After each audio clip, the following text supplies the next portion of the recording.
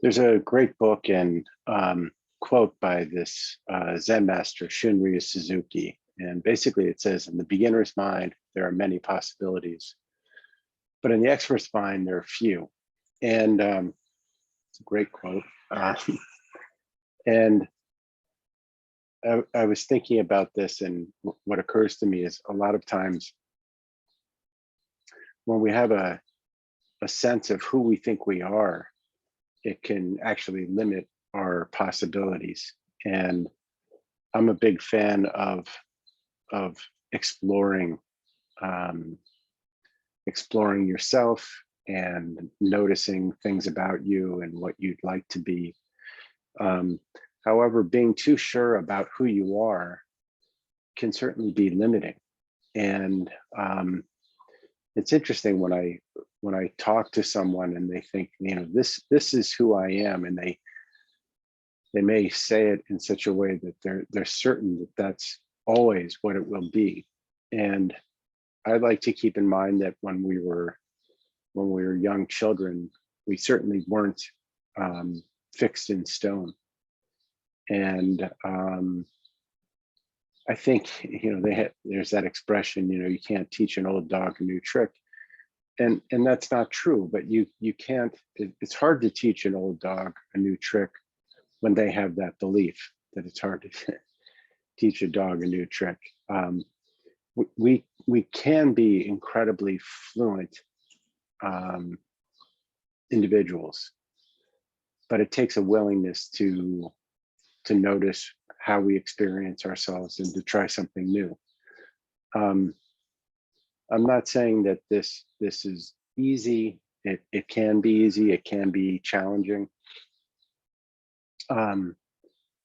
There's certainly things that I notice in myself that I'm surprised. I'll think, oh, there's that same thing again.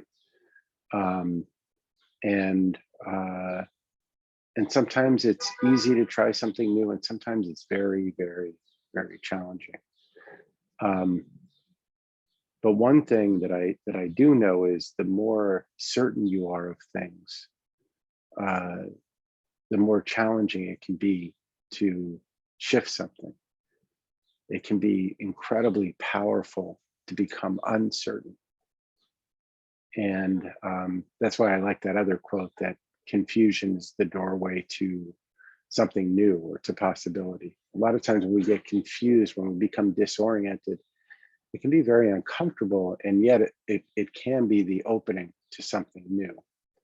When we become slightly less certain about who we are, that can be an incredible opening to what else can I be. That's why it's wonderful when children pretend, and as adults, if we get better at pretending, that's wonderful, and it can open many possibilities. These days I hear people talking about imposter syndrome all the time, and I think, well, that's wonderful. Like you're being an imposter, which to me means you're trying something new, you're exploring a new capacity in yourself. And maybe you can get good at this thing that you're pretending.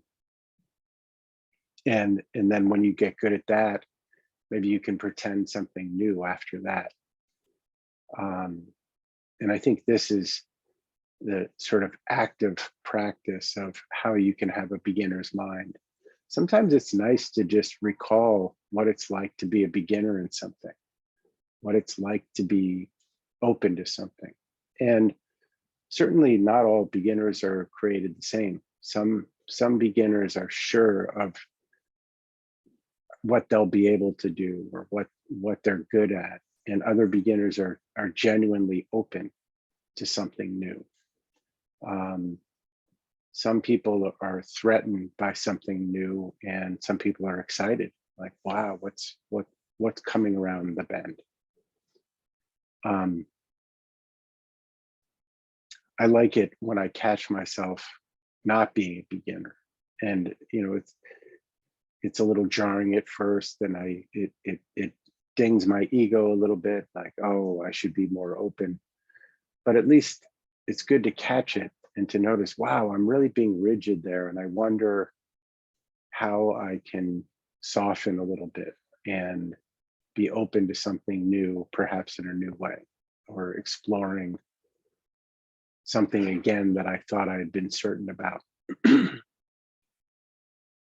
lot of times people are seeking certainty, and this is a little bit different. This is about seeking uncertainty, seeking something new.